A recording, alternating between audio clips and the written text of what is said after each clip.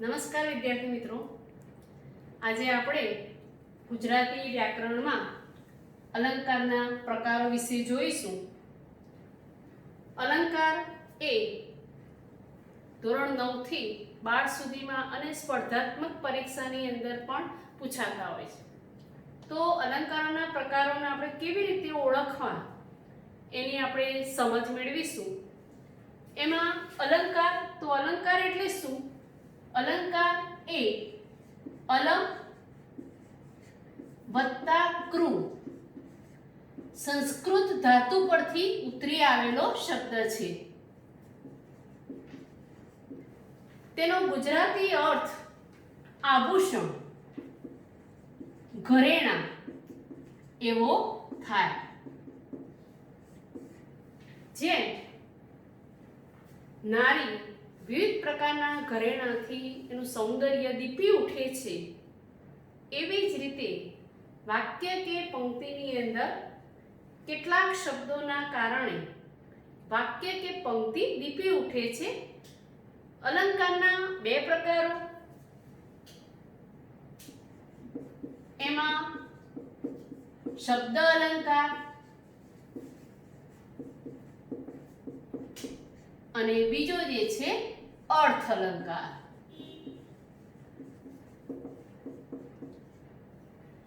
વાક્ય કે પંક્તિમાં શબ્દ દ્વારા ચમત્કૃતિ થાય તો એ શબ્દ અલંકાર કહેવાય. વાક્ય કે પંક્તિમાં શબ્દના અર્થ દ્વારા ચમત્કૃતિ થાય તો એના આપણે અર્થ અલંકારના પ્રકાર કહીશું. સૌપ્રથમ આપણે શબ્દ અલંકારના પ્રકારોની ચર્ચા કરીએ. તો શબ્દ અલંકારની અંદર પહેલો જે પ્રકાર જે છે વર્ણાનુપ્રાસ અલંકાર, કે જેને વર્ણ સગાઈ અલંકાર પણ કહેવાય છે. તો આપણે જોઈએ તો વર્ણ કોને કહેવો? તો જુઓ, ક છે એ વર્ણ કહેવાય, કા છે એ વર્ણ કહેવાય, ન છે એ વર્ણ કહેવાય. પણ આ બે વર્ણ ભેગા થાય એટલે શું બની જશે? શબ્દ બની જાય. તો કા ન એનો પદ કહેવાય, શબ્દ કહેવાય. તો એવી રીતે વર્ણાનુપ્રાસ અલંકારની અંદર વાક્ય કે પંક્તિમાં એકનો એક વર્ણ બે કે તેથી વધારે વાર આવે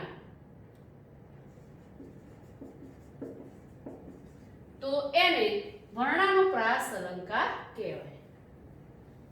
એના ઉદાહરણ જોઈએ તો ભજરે ભજતું ભૂતળમાં.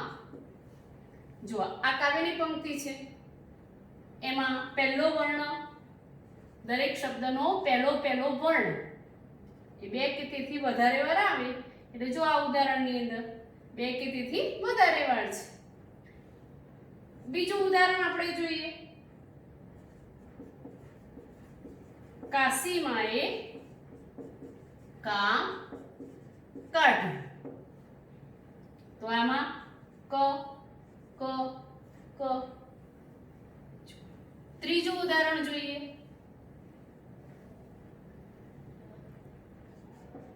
પ્રભાશંકર પાણી પીવા પાણિયારા પાસે પહોંચ્યા. તો આ પ પહેલો અક્ષર. તમે જોશો કે અહીંયા એકનો એક વર્ણ બે કે તેથી વધારે વાર આવે છે. ત્યાર પછી આવા બીજા ઉદાહરણો જે છે આપણે યાદ રાખવા માટે કહી શકીએ. આપણે ઘણીવાર બોલતા હોઈએ છીએ એમાં કે કાકાએ કાકીને કહ્યું કે કાચના કબાટમાંથી કાચી કેરીનું કચુંબર કાઢ. તો એમાં ક ક ક ક અને આવા એવું છે ને જરૂર નહીં ક એ સિવાય પણ ઘણા બધા વર્ણ જે છે એ વારંવાર આવા કોઈ આવે એને આપણે વર્ણાનુપ્રાસ અલંકાર કહીશું. એ પછી આપણે બીજો પ્રકાર જોઈએ તો એમાં યમક અલંકાર કે જેને જડ અલંકાર પણ કહેવાય છે અને કેટલીક વાર શબ્દાનુપ્રાસ અલંકાર પણ કહેવાય છે. યમક અલંકાર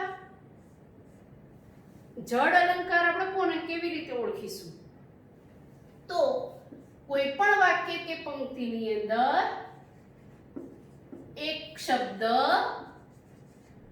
બે વાર આવે અને બંને વાર એનો અર્થ જુદો થતો હોય તો એને આપણે યમક કે જડ અલંકાર કહીશું.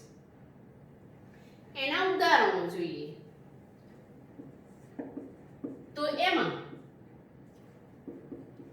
માંદા માણસે મગજ નહીં મગજ ખાવા જોઈએ. હવે જુઓ આ વાક્ય છે આપણે શું જોયું યમકને ઓળખવા માટે કે એક શબ્દ બે વાર આવે બે વાર એનો અર્થ જુદો થાય તો આમાં માંદા માણસે મગજ નહીં મગજ ખાવા જોઈએ.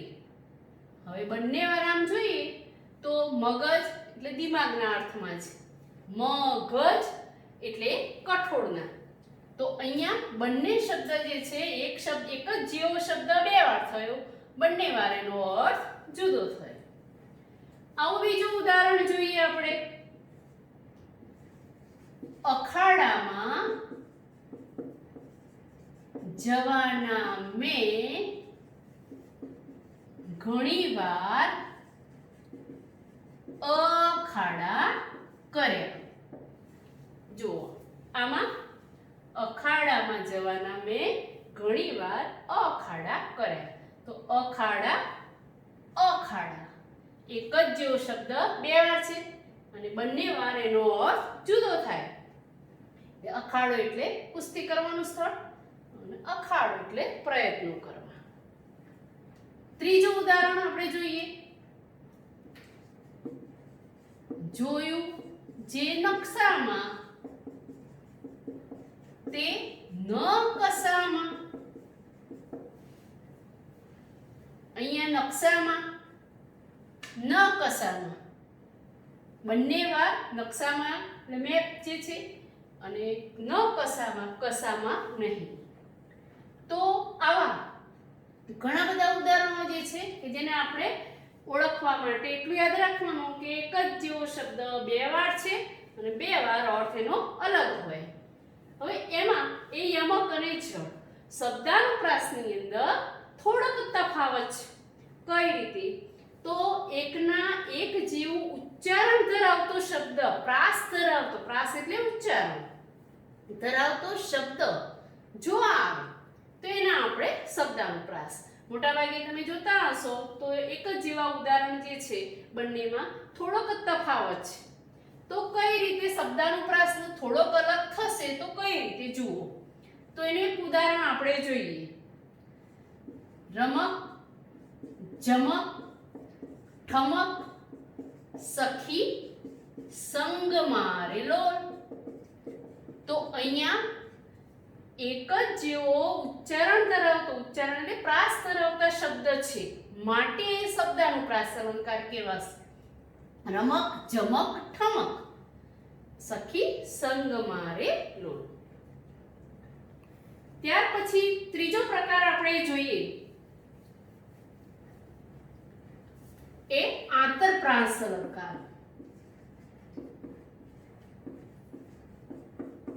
કે જેને પ્રાસ સાંકડી અલંકાર પણ કહેવાય છે.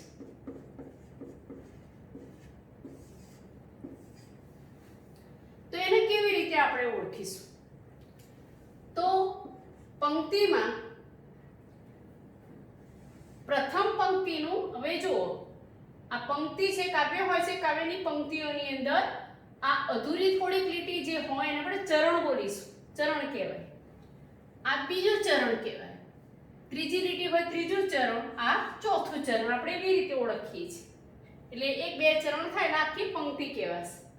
તો અહીંયા આંતરપ્રાસ અલંકારની અંદર પ્રથમ ચરણનો છેલ્લો શબ્દ અને બીજા ચરણની શરૂઆતનો શબ્દ એટલે કે પહેલો શબ્દ, એટલે કે કાવ્યની પંક્તિના વચ્ચેના અંદરના બે શબ્દો સરખો પ્રાસ કે ઉચ્ચાર ધરાવે તો એને આપણે આંતરપ્રાસ અથવા પ્રાસ સાંકળી અલંકાર તરીકે ઓળખીશું. એનું ઉદાહરણ આપણે જોઈએ. મહેતાજી નિશાએ આવ્યા, લાવ્યા પ્રસાદ ને કર્યો ઉત્સવ. આ કાવ્યની પંક્તિ છે. મહેતાજી નિશાએ આવ્યા, તો જો પ્રથમ ચરણનો આ છેલ્લો શબ્દ થયો અને બીજા ચરણનો આ શરૂઆતનો પહેલો શબ્દ થયો. તો આવ્યા ને લાવ્યા એક જેવું ઉચ્ચારણ બોલાય છે, પ્રાસ આવે છે, માટે આંતરપ્રાસ અલંકાર કહેવાશે. બીજું ઉદાહરણ આપણે જોઈએ. વિદ્યા ભણ્યો જે તે ઘેર વૈભવ રૂડો. વિદ્યા ભણ્યો જે, તો અહીંયા જે અને તે. વિદ્યા ભણ્યો જે તે ઘેર વૈભવ રૂડો. જે અને તે એ અંદરના બે શબ્દો સરખા પ્રાસ ઉચ્ચાર ધરાવે છે, તેથી તે આંતરપ્રાસ અલંકારનું ઉદાહરણ કહી શકાય. ત્રીજું ઉદાહરણ જોઈએ. પ્રેમ પદાર્થ અમો પામીએ વામીએ જન્મ મરણ જંજાળ. તો અહીંયા જો પ્રેમ પદાર્થ અમો પામીએ, પામીએ વામીએ જન્મ મરણ જંજાળ. તો અહીંયા આ પામીએ અને વામીએ એ બંને જો એક જેવું ઉચ્ચારણ થયું. આવા ઘણા બધા ઉદાહરણોમાં કાવ્યની પંક્તિ જે હોય એ કાવ્યની પંક્તિમાં તમારે આ રીતે ઓળખવા માટેના વચ્ચેના જે છે અંદરના બે શબ્દો એ એક સરખા ઉચ્ચારણ જેવા છે કે નહીં એ જોઈ અને આપણે એને કહીશું આંતરપ્રાસ અલંકાર. ત્યાર પછી ચોથો જે પ્રકાર જે છે કે જેને અંત્યાનુપ્રાસ અલંકાર, તો એને કેવી રીતે ઓળખીશું? તો જુઓ, કાવ્યની જે પંક્તિ હોય એટલે કે પ્રથમ ચરણ નો છેલ્લો શબ્દ, બીજા ચરણનો છેલ્લો શબ્દ, એટલે પ્રથમ ચરણનો છેલ્લો, બીજા ચરણનો છેલ્લો. આપણે એમ પણ કહી શકીએ કે બે કાવ્યની જે પંક્તિઓ હોય એ પંક્તિઓમાં છેલ્લા બે શબ્દો જે છે એ અંતના શબ્દો જે છે એ સરખો પ્રાસ કે ઉચ્ચાર ધરાવે તો એને આપણે અંત્યાનુપ્રાસ અલંકાર તરીકે ઓળખીશું. એના ઉદાહરણો આપણે જોઈએ તો કેવી રીતે? અહીંયા યાદ રાખવાનું, અંતમાં સરખા પ્રાસ આવે.